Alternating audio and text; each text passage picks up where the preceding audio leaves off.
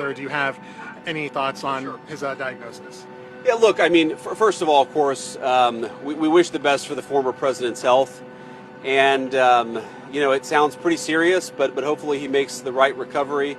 Like, I will say, whether the right time to have this conversation is now or at some point in the future, we really do need to be honest about whether the former president was capable of doing the job.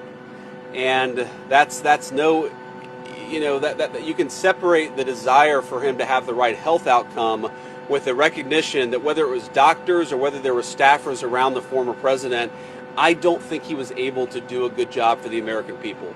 And that's not politics. That's not because I disagreed with him on policy. That's because I don't think that he was in good enough health. In some ways, I blame him less than I blame the people around him. And why didn't the American people have a better sense of his health picture? Why didn't the American people have more accurate information about what he was actually dealing with? This is serious stuff. And this is the guy who carries around the nuclear football for the world's largest nuclear arsenal. This is not child's play, and we can pray for good health, but also recognize that if you're not in good enough health to do the job, you shouldn't be doing the job. Okay. Thank you, guys. Have a safe trip. See ya. You too. And Trump gonna speak. Go ahead. Play it. Do you want to respond to President Biden being diagnosed with cancer? Are you going to call your predecessor? I think it's very sad, actually. I'm surprised that it wasn't, the public wasn't notified a long time ago, because to get to stage 9, that's a long time.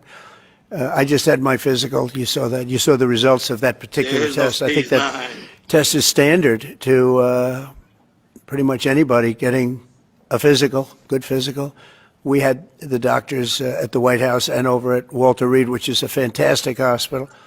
I do it. I did a very complete physical, including cognitive tests. I'm proud to announce I aced it. Got them all. I got them all right. You proud of me? Yes. Your husband would be proud of me for getting them all right.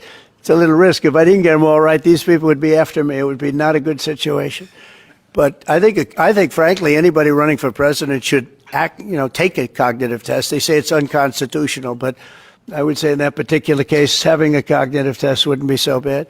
But when you take tests, medical, as a male, that test is very standard. I don't know if it's given to everybody, but it's given just about. And it takes a long time to get to that situation. Now, I think to get to a stage 9, I think that if you take a look, it's the same doctor that said that Joe was cognitively fine. There was nothing wrong with him. Well, he said, if it's the same doctor, he said there was nothing wrong there, and that's being proven to be a sad situation. Oh my God! Hey, Shazamon, we're not laughing at Joe. We're laughing at Trump because we know he's hysterical, man. He's hysterical, man. Go ahead, Hakeem, your thoughts on Donald Trump and also DJ Vance. So listen, what Vance said was correct. We clearly seen signs that his health was declining. I didn't see, nothing wrong with what they said. They didn't disrespect the man.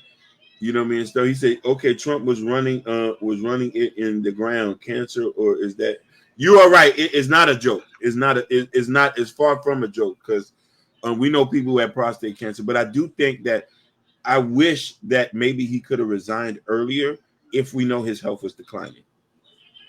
No, I was saying, and I think Trump and the vice president need to be a little bit sensitive, because there's people that is facing it.